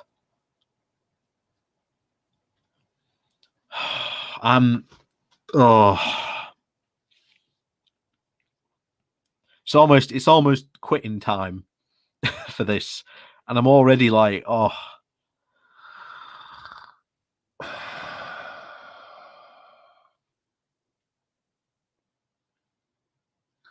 But this is the nonsense that you've got to get through. And she's just going unchallenged because of course this is their view. You'll notice when Heseltine was speaking, they interrupted him a couple of times. Haven't interrupted her a single time once, by the way.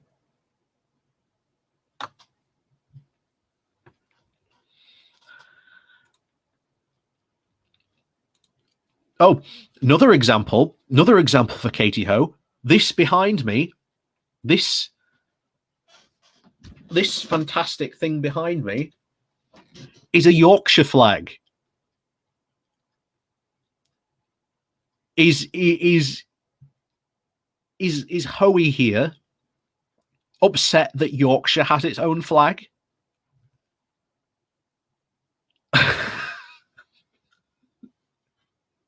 you know, a county within the UK. Is she upset about that?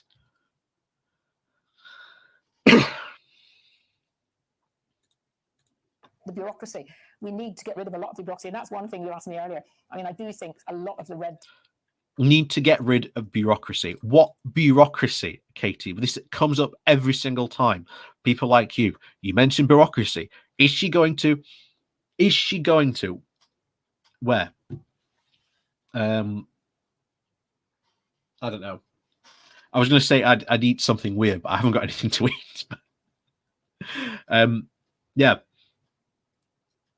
I guarantee you, I bet you very much now, she will not mention a single bit of regulation she wants to get rid of. tip that we took in order to let to our own laws. Now we need to be going through that and getting rid of an awful lot of it. People don't realize, do they? Like what? Like what? Please tell me. And the thing is, they're gonna let it continue. If I was a journalist in this situation and someone said that to me, I would not let them go on that. I would keep on pestering them what she wants to get rid of. Because a lot of people who voted leave on the pretense that, of course, we were never talking about leaving the single market or customs union, or in the infamous words of Daniel Hannan, only a fool would talk about leaving the single market.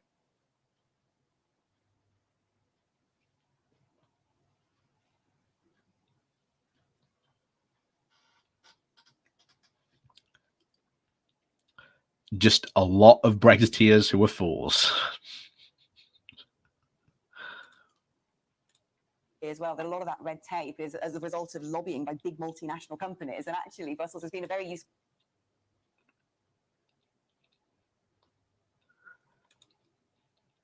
Lobbying happens in the UK Parliament. It happened before we left. It will happen after.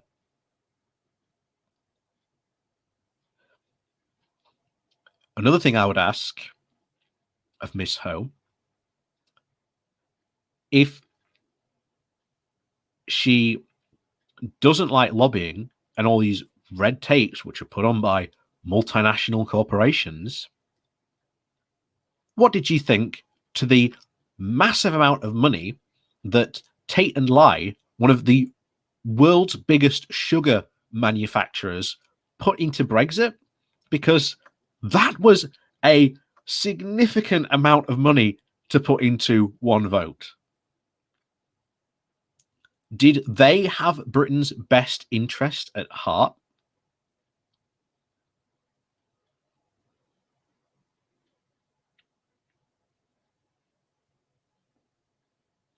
Don't think they did.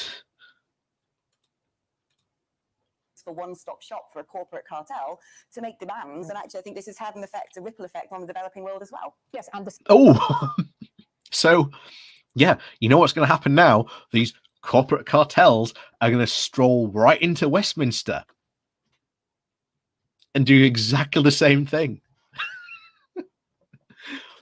It's amazing. She's trying to portray the line of a free market fundamentalist. She's trying to toe the line of another free market fundamentalist.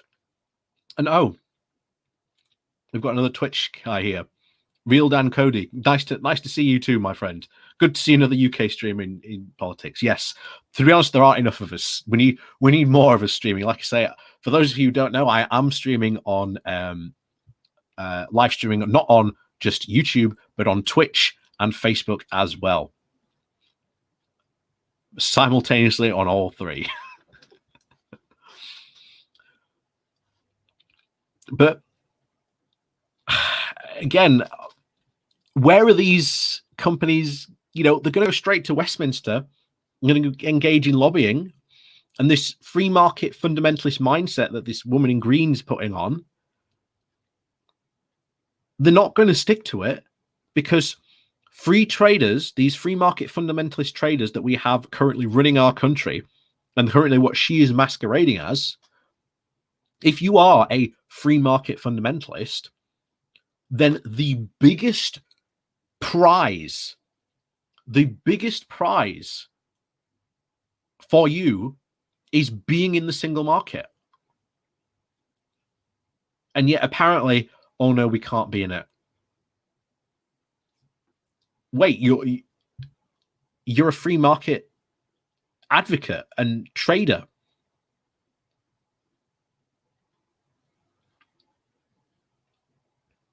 So there you go. Like I say, their positions do not even make internal sense in their own logic. It doesn't make any sense. There you go. Oh.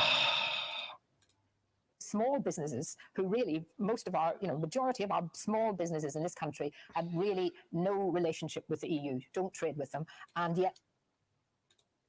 Yes, they do. Lots of small businesses use the EU single market as an extension of their own home market, meaning that Brompton Bikes, you might be familiar with this company. Brompton Bikes, a very, very pro-Brexit company at the time. There is now, by their own guy, incredible worry from them that the government is going to allow numerous regulations that is going to allow basically China and other companies to dump thousands of very cheaply made bikes into this country, which will significantly damage their market.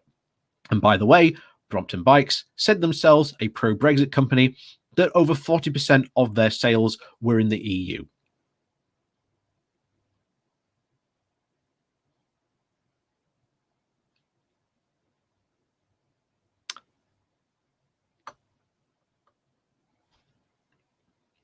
And of course, another Brexit company now advocating for closer relationships with the EU.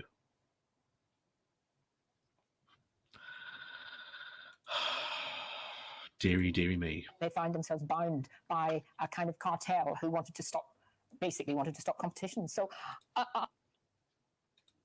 they did not want to stop competition. This is another ridiculous talking point. They did not want to stop competition. There was nothing in the EU which stopped competition. Because even if the EU acted as a protectionist body against outside exporters and stopped external competition, there was still internal competition.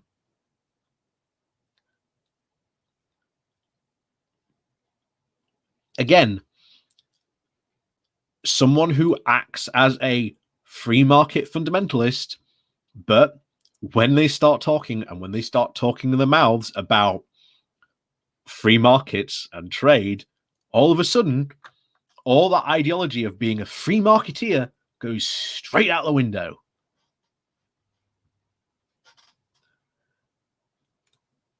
I just see it as a win-win, but I think most of all, I see it as a win for all those people, who were told they were racist, who were told that they were xenophobic, who were told, that you don't understand, that sort of patronizing. Yeah, and I've yet to meet a Brexiteer who, I've yet to meet a Brexit supporter who can actually identify any significantly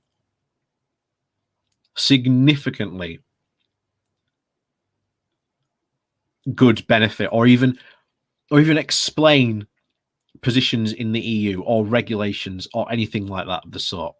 Like I say, when you're talking to a Brexit supporter, Brexit's about trade until it's not about trade, and then it becomes about sovereignty, and then you remind them we were a sovereign country. Even the House of Lords said, yeah, we were a sovereign country. Even the Parliament said we were a sovereign country. Boris Johnson, back in 2013, said that the UK was a sovereign country. Just one of the golden classics of Boris Johnson, a man who was pro-EU until it became politically viable for him to not be pro-EU. Again, Kate Hoey, useless piece of, again, I won't swear, but again, it is undeniable that there has been an increase in hate crime since the 2016 referendum. Just this week, I posted on Facebook of an image of a letter that had been sent around a group of houses, basically telling non-British people to move out because they'd won Brexit.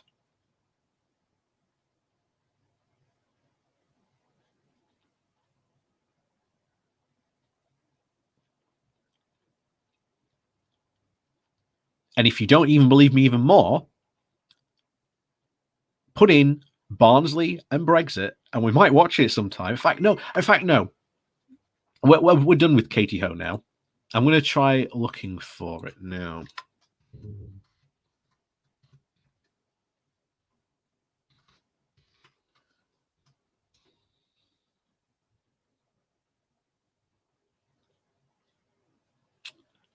Where is it?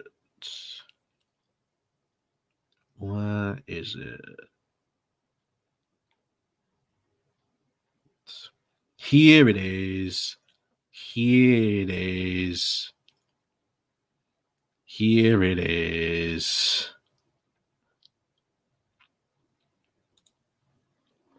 It's all. Here it is. So, unfortunately,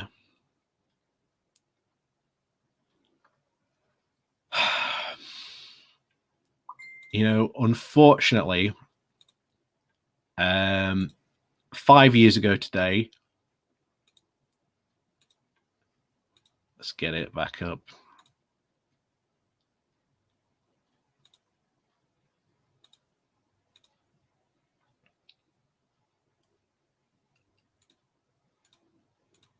So we've just been told by Cato that Brexit's not about immigration, or, quote, not about racism.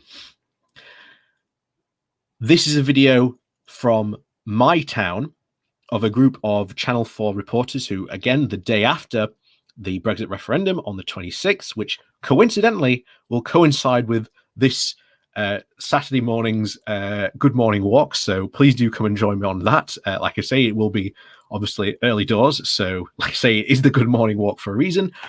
But yeah, this came from my town.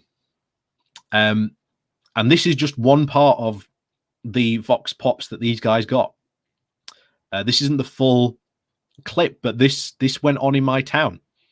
This was a guy who generally voted for Brexit, and we're about to hear his reason for voting for Brexit.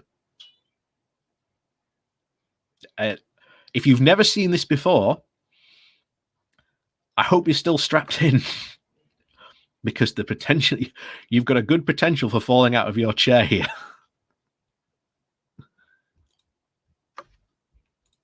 It's all about immigration, right? It's not about trade or Europe or anything like that. It's all about immigration. It's to stop the Muslims from coming into this country. Simple as that. Do you think you voted to leave the EU to stop Muslims coming to the country? To stop immigration. Right. But the movement of people in Europe, fair enough. But not from Africa, Syria, Iraq, everywhere else. It's all wrong.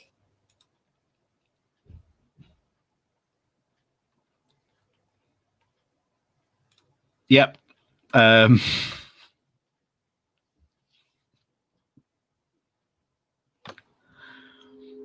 Oh, hang on. Since Britain voted to leave the European Union.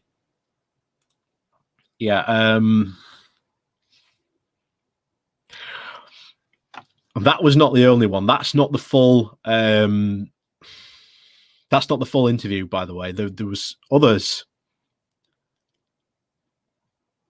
There were others that were also some classic gems, shall we say.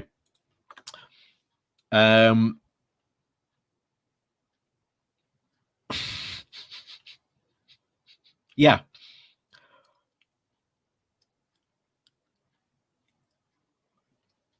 Oh no, you're talking about Hartlepool, Kirsten. That would be Hartlepool, not Barnsley. So, yeah, quite a, to be honest, a depressing note really to leave it on. But again, that's GB News. And like I say, that was only one video, and that took us at least an hour and a half. That was an hour and a half to go through.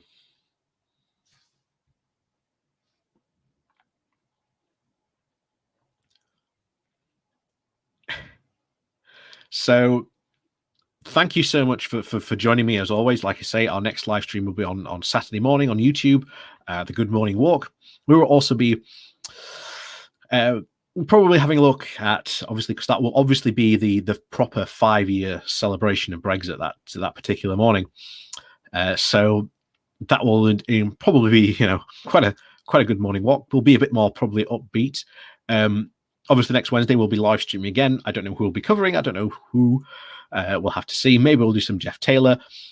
Maybe we might do some Andre Walker. Maybe we'll do some more GB News. Maybe we'll try for all three. Who knows? Who knows? But thank you very much for watching. Please do help support the channel down below. There are links to my Patreon page, or there's one off donation link called Buy Me a Coffee, where you can buy me a coffee.